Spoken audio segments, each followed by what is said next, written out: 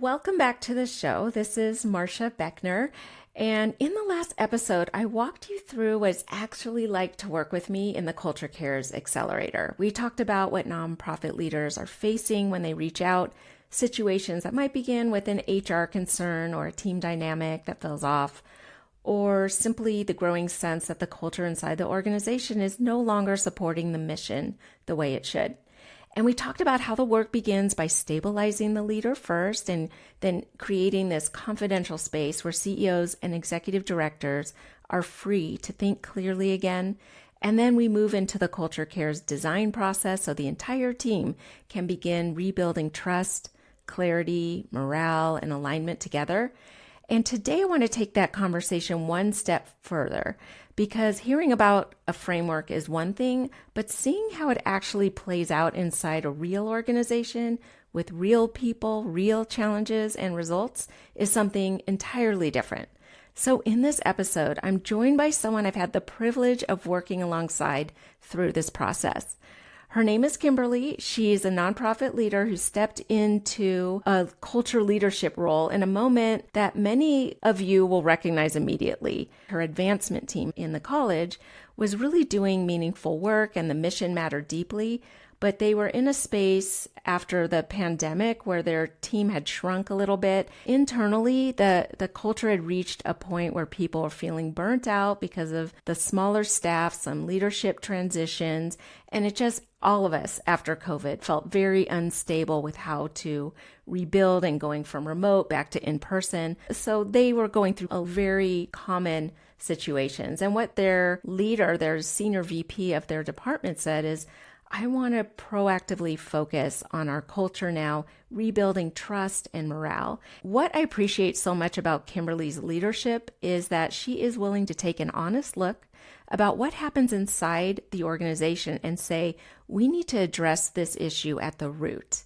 and not put a Band-Aid on things that keep popping up into internal fires, but really understand what is the root causes of what's happening, identify what people are really thinking honestly, and get their suggestions for how we can change. And that willingness is where real culture change begins.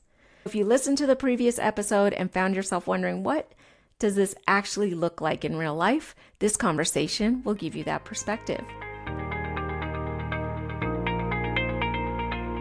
Welcome to Nonprofit CEO Spark, the podcast for bold leaders ready to navigate growth and change with energy and confidence. I'm Marcia Beckner, nonprofit founder, former executive director, and culture strategist with nearly 20 years in the social impact world. Each week, I help nonprofit leaders stop spinning out, set boundaries, and design inclusive cultures where all staff can thrive.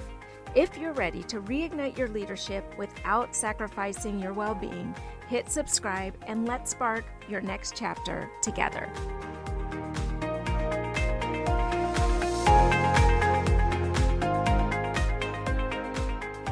I am really excited to introduce you to Kimberly Elahab from Colorado College.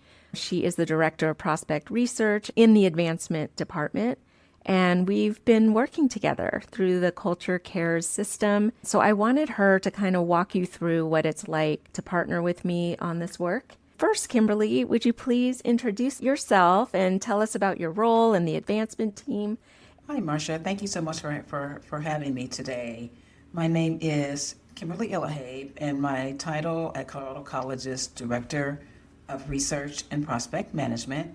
I've been at the college since 2014 and have spent the majority of my career in prospect research and prospect development work, helping to provide data intelligence to fundraisers to raise major gifts. Amazing, amazing. I want to just tell people the story of how we met. I was speaking at a Colorado Nonprofit Association event about Culture Cares and how it can help organizations build healthy, inclusive, and empowering cultures where all staff members can thrive. After I was done with my speech, I saw you make a beeline towards me and introduce yourself, and you said, "Oh my gosh, we just put together this Culture Solutions Working Group, a committee of interested coworkers who wanted to take your culture to the next level." And I remember something you specifically said. You said, well, we don't have a culture and we want to build one. And I said, well, actually, the good news is you do have a culture. It's just by default and not design. And that's what we can partner together on. So, Kimberly, from your perspective in how we met that day, take us back and set the stage for people listening. Like, what in my stories or that speech really called to you? One thing that stood out to me was your speech. Because in my work, I think in process, systems, pathways, and so back she just outlined like this is how you do it. It was just a roadmap. It was laid out. It was clear. There was no ambiguity about culture. Because when you talk about culture, you say do culture work. If you ask someone that, they'll say, "What is that?" It's kind of ambiguous. And I remember like feeling that inside, like she's who we need. And what really stood out to me was the framework. You provided a framework of how we could transform our culture. And so at the time, I didn't know it was necessarily called the CARES model, but it was a roadmap into how cultures can transform. And so that really stood out to me. Why did the Culture Solutions Working Group get formed? And what was the charter? What was the initiative? The working groups were formed because we were coming off the heels of a global pandemic, a lot of leadership changes. And as those type of disruptions happen, culture can shift. And our culture had shifted, and our VP at the time wanted to put some effort toward transforming the culture and set out to hire an external facilitator to help with that, along with an internal working group to help move the needle in our culture. And that was around 2023. And now here in 2026, the group is still thriving and we're still making progress in our culture. I love it. And why was an external facilitator part of the initiative versus doing it yourself internally? It was a combination of things because when culture shift, pandemic, some people working remotely, then you come back together. And then we had some various leadership changes. And so all those type of things impacts culture. Those external forces impacts culture. And so their need was recognized that we need to get back to some homeostasis, some type of baseline. And if we knew how to do it, we would do it ourselves. And having someone who wasn't tied to the organization, looking at it with fresh eyes, who could give us some data to tell us where we needed to focus was paramount. And that's what you provided for us in those initial visioning sessions or brainstorming sessions, helping us to have a roadmap and a path forward to improving our culture. And what was the culture like when we first met, and what is it like now? It was just a different environment. I mean, it just felt different. I mean, I can't really explain it into words. It was just a different feeling. This is our first time ever being involved in culture work with such intentionality. And so it had never happened before up until that point. Mm-hmm. And so now that we've done the culture work, the environment feels just better. It feels better, it feels different. People seem to be very engaged. We're doing a lot of intentional work around culture with our events and our different initiatives. We are getting attendance and engagement. We are having people volunteer, because this is a volunteer peer-led committee. And so people are engaged and want to be a part of the culture work that we're doing, and we're having a lot of fun. It was all about listening. So the work continues, right? Because culture is never static. It's either getting better or it's getting worse. I say that a lot, and people are, understand that people are always changing. So the culture is always changing. Yeah, new people come and some people leave. And so it's very fluid. The first thing I did when we started working together, we did a CARES listening tour.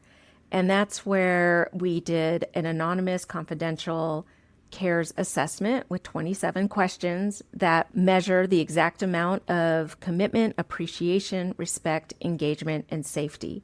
And we take that data from 40 people and aggregated it and looked for themes. And that's where we surfaced those themes of what people most wanted to improve. Then we scheduled 2 visioning sessions with your team because they were bigger. Usually it's 1 visioning session for a smaller team, but we did 2 different visioning sessions to co-create the future roadmap going forward.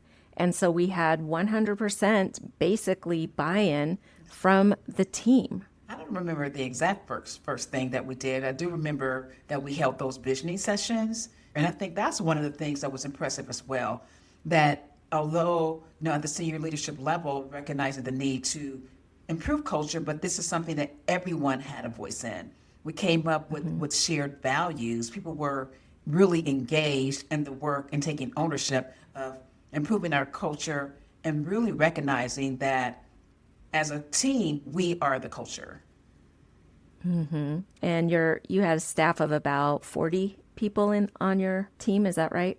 Yep, about 40 at that time. Our team has since grown back up to pre-pandemic levels, with around 50 or so people. So the work continues, right? Because culture is never static. People are always changing, so the culture is always changing. Yeah, new people come and some people leave, and so it's very fluid. So the CARES listening tour surfaced 5 specific themes that the staff wanted to work towards: workload, burnout, trust, morale, and engagement. What was it like to see your team's experience reflected back to the whole division? I just remember people being engaged in the conversation, as in that big room, and people are just really being engaged, and how you were guiding and facilitating and helping us with the conversation. Mm-hmm. And then we co-created the CARES roadmap together. Yes. For about 90 days to start, and then some focus areas over the next few quarters after that. And who knew this was going to lead to where we are now? I mean, we wanted results, and we wanted to improve our culture, and we've done it. I mean, we've gone from a culture where, Marcia may go talk about the model, the red, the yellow, and the green. We went from red to yellow in such a short period of time. I mean, the transformation was huge. And we set out to do this for a period of time, and 3 years later, we're still doing the work, because culture, as Marcia had mentioned, is continuous work. It's always improving, and I don't think you can ever arrive. You just keep improving things, and it's something that you do slowly. It's baby step. Culture does not transform overnight, and there's always room to improve. So we are, over the last 3 years, it's been really refining and focusing on different things each year to improve our culture and make it the best that it can be. This is a really important thing. Some people think that culture is just too hard. It's too much work. I don't have time. But really, it's, we went by this. I think that this idiom comes from the military, where slow is smooth and smooth is fast.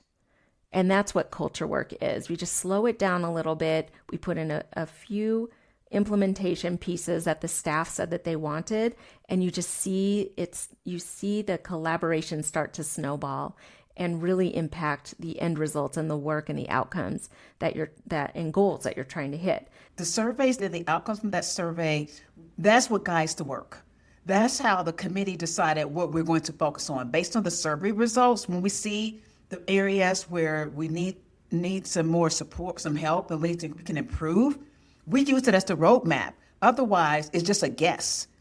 I mean, going in and saying, well, I think we should work on that. But the team said this, and one thing I'm really proud of is that we are following the feedback from the team. Team members say, this is what we need. I wanted to try this initiative. I think we should do this. We implement that from the team. And so the survey results has really helped guide the work. So we are still using the framework. We're refreshing our posters, because this is the path forward, and it's a framework that works.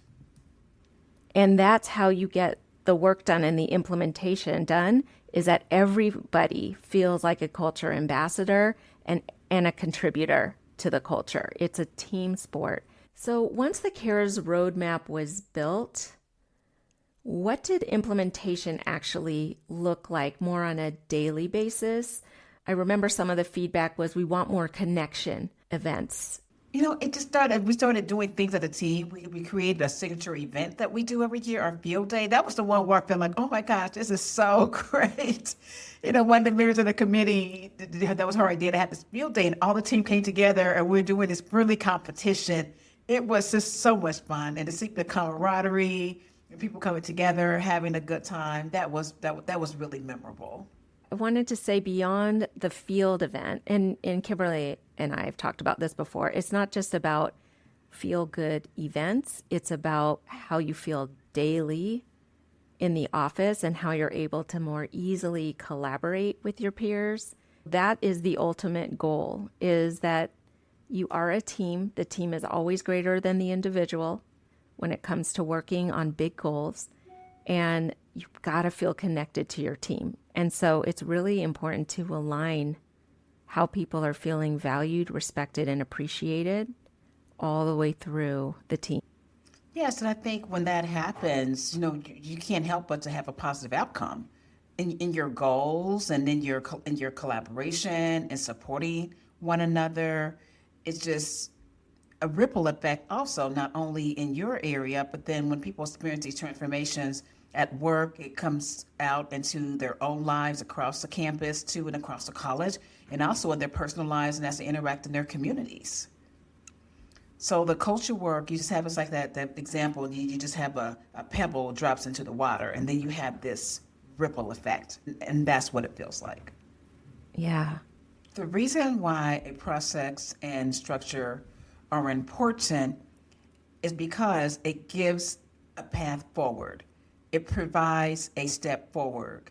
In all of our roles, we have standard operating procedures. And what is a standard operating procedure? It says, first, when you do in a certain area, we do this, and then we do this, and then we do this. And so in order for things to go fluidly, there needs to be a process. And so the CARES model was and continues to be that process and to guide our work to move us from the yellow into the green. Yeah. And you're so data driven as well. And that's what you go off of every year that you're, updating and revising your CARES roadmap. And this work continues without me. You do it on your own and lead the committee forward. You look at the data from the CARES assessment, and there's recommendations all throughout that assessment on how we can take our culture to the next level, because there's always another level.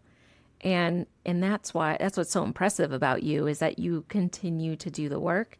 You take small steps forward, and it just continues to snowball into a culture where people love to work. And plus, I'm building on the work that the other chairs have done before me. And so we continue to build on that work. It's something that I'm very, very passionate about, because it feels good to be involved in something at work that has a direct impact. And we can see the impact directly with our own eyes today in real time. And without that roadmap, though, Marcia, we would be in the dark. Just trying to figure it out ourselves. You've done the research, you knew the science, and you knew this map something that it could improve culture and also increase organizational or departmental effectiveness. And so you have a good culture. It can improve your fundraising, or if those in corporate sector, can help your really improve your bottom line when people are working in a culture that in a positive culture. Yeah. And let's talk about the results that you've gotten from your fundraising.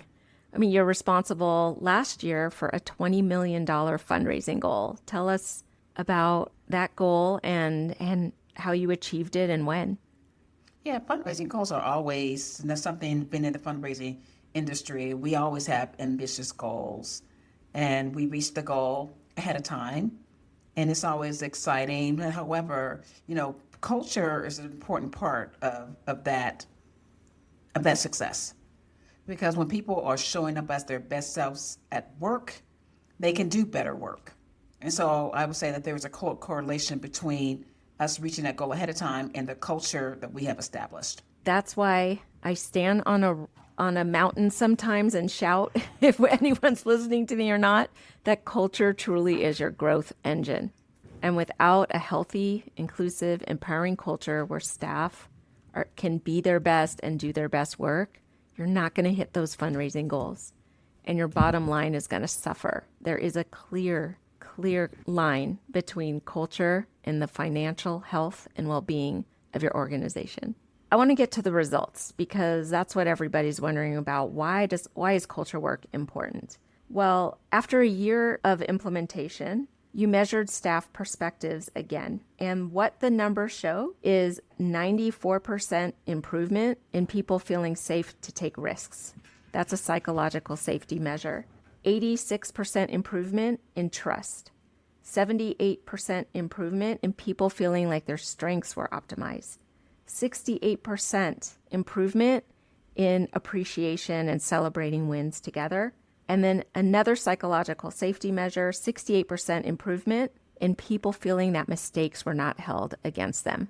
And that is such a crucial data point, because if people feel their mistakes are held against them within a group, they're not going to bring new ideas. They're not going to innovate. They're not going to share their creativity because they feel like they might be punished or shamed or humiliated for sharing that new idea. So that's why psychological safety and improving that systematically, that's why that's so crucial in the CARES process, and why it feels different. You've mentioned quite a few times, it feels different where you work today versus when we first started together. It's because we've really nailed down the psychological safety features that people weren't feeling safe in at the time, that we could take measured approach to improving it. And you improved it with, those are very high percentage numbers improving it. And I want to just share with anyone listening, it's really not hard to improve all of these areas when you're focused on it.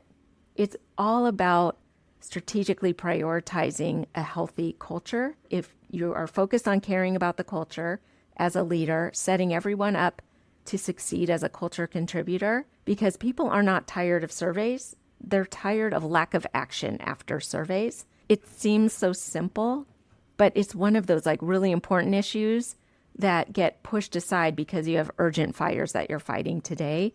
Keep culture front and center, because you know it's going to ultimately drive the financial health of your organization, the fundraising results that you get, higher retention of your top talent, easy to recruit people. And that's why it's been working, Kimberly, years, is that you've kept this front and center for your organization, and because you care so much about it.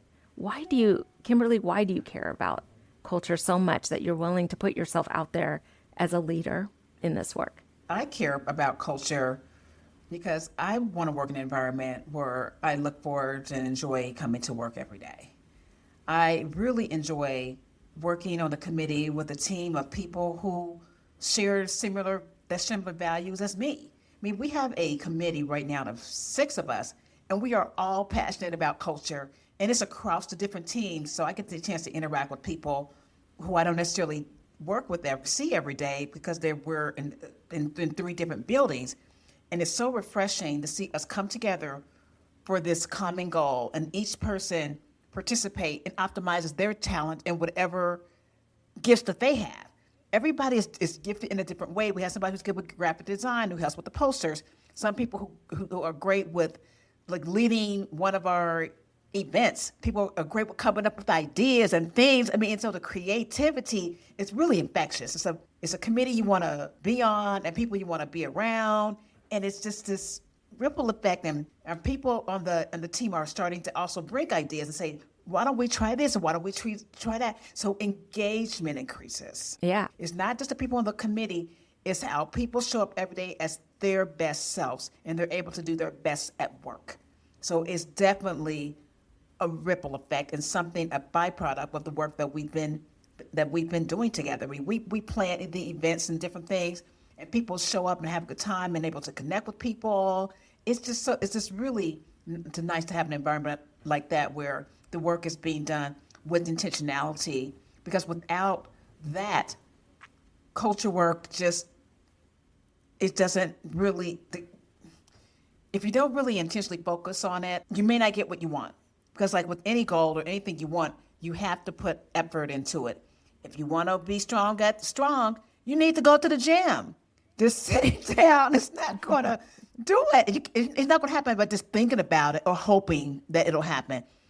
There has to be intention, and without that focus, things just don't move forward. And so I'm really grateful that we have a team of people who are focused and just as excited as I am to move the culture forward. Because I mean, who doesn't want to work at a great place? I work here, so I want the place to be great too. Yeah. So, and then as we started working together, kind of like that first year, what was important about the accountability of having like an external facilitator slash partner work with you? Like, how did the accountability help move the work forward?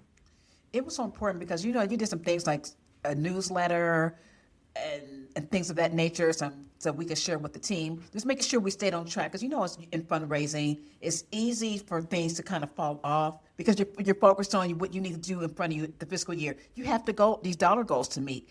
And so it's easy for things to fall off. But having a partner like you, Marcia, to say, hey, have you done this? Have you done that? And then keeping us accountable as a coach was really helpful with keeping us on track. And you also gave us a framework too of what we needed to do, a cadence of how to do it, and to show us the way that we are focused on it. So you really modeled the way that we needed to keep going to move forward to make our culture the best that it can be. You set the expectation of what because we've never done culture work before. How are we supposed to know what we're doing if we've never seen it? But to have somebody actually model it has been really transformational. Okay, so we hit our fundraising goal last year ahead of schedule, and I think that the culture work had an impact on that because when people are showing up as their best self every day, they feel happy to come to work. They put forth a lot of effort into what they're doing, and they want to shine. They want to reach goals. They want to collaborate. So I think having a healthy culture, reaching fundraising goals ahead of time, it's just a natural byproduct of that. I mean, how can it not happen when people are showing up as their best selves every day and wanting to do the best work that they can? I mean, best plus best equals best, right? When people bring their best selves to work, the organization becomes the best version of itself. Absolutely, 100%. Kimberly, for someone listening right now and they see themselves in you and say, wow, this sounds a lot like my team, what we were struggling with in the beginning and what we want to create in our own organization, what would you want them to know? I mean, one thing I just really want to say that I don't think any leader could ever go wrong investing in culture because it undergirds everything. It's worth the investment. And I think having a framework, a tried, true, and trusted framework and model to set you up for success. We had the framework that was tested and validated, and we just plugged ourselves into it. It's not something we have to create from scratch. And so one thing, too, to help us see possibility that we don't have to be where we started, that we can go higher, that we can be greater, and then that we can have the best possible culture ever. And for those of you listening, if this conversation resonated with you and you're thinking about the culture inside your organization, I invite you to head to culturecares.com. There's an application there for the Culture Cares Accelerator. It's always worth having a conversation together to see what's possible. I want to end by thanking Kimberly so much for sharing your experience so openly today. I know these conversations require honesty and courage, and I am incredibly grateful that she was willing to take us behind the scenes of what it actually looks like to lead culture change from the inside out. You saw yourself in this story, or if you're curious about what it would look like to work together, head over to culturecares.com and learn more about the Culture Cares Accelerator. And remember, you are meant for great things, and you don't have to burn out to prove it. I'll see you on the next episode. Thanks for listening to today's episode of Nonprofit CEO Spark. If you're ready to turn burnout into boundaries and build a healthy, happy culture where everyone, including you, can thrive, visit culturecares.com to learn how I support nonprofit organizations like yours. If this episode brought you value, share it with a fellow leader navigating stress and overwhelm. And remember, you are meant for great things, and you don't have to burn out to prove it. Until next time, keep leading with courage and confidence.